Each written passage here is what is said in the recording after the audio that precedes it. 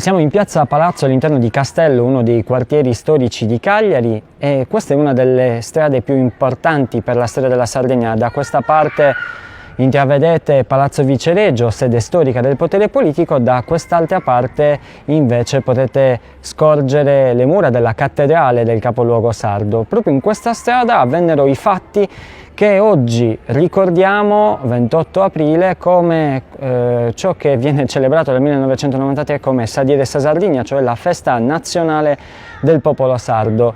Bisogna però fare un passo indietro. Nel 1793 i francesi tentarono di occupare la Sardegna, ma vennero respinti dai sardi. I nobili allora chiesero al sovrano sabaudo di poter riunire nuovamente il Parlamento sardo e poter trattare direttamente gli affari generali che riguardavano la Sardegna.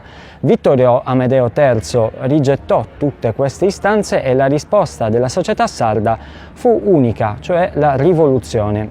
Una rivolta capeggiata dal giurista e rivoluzionario sardo Giovanni Maria Angioi, che portò il 28 aprile a quella che viene ricordata come Sadir de sa Ciappa, cioè la giornata della cattura dei nobili sabaudi a partire dal viceré Balbiano, appunto inquilino del palazzo che vedete alle mie spalle. Una cacciata che portò ad una temporanea ma significativa libertà di tutta la società sarda e che per questo viene ricordata dal 1993 come un momento di gloria, se possiamo dire così, quasi irripetibile. Il 30 giugno del 1409 ricordiamo un altro fatto particolarmente importante per la storia del popolo sardo, cioè la battaglia di San Luri, che si concluse con la sconfitta dei sardi, la fine dell'epoca giudicale e l'inizio del dominio aragonese. Il 28 aprile del 1794 Die de sa Sardegna è invece ricordato come il Vespro sardo, se vogliamo trovare un paragone, ma è una data talmente importante per noi da poter essere equiparata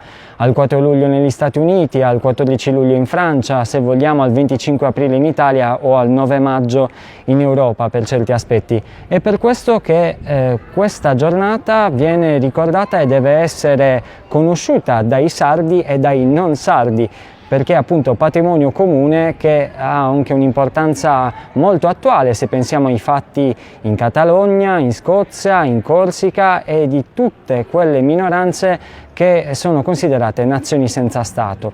Si apre quindi un tema enorme in cui i sardi entrano di diritto nel dibattito dell'Europa che si vuole costruire, e il 28 aprile rappresenta una giornata sì di riflessione ma anche di spunto per immaginare quale Europa si vuole costruire.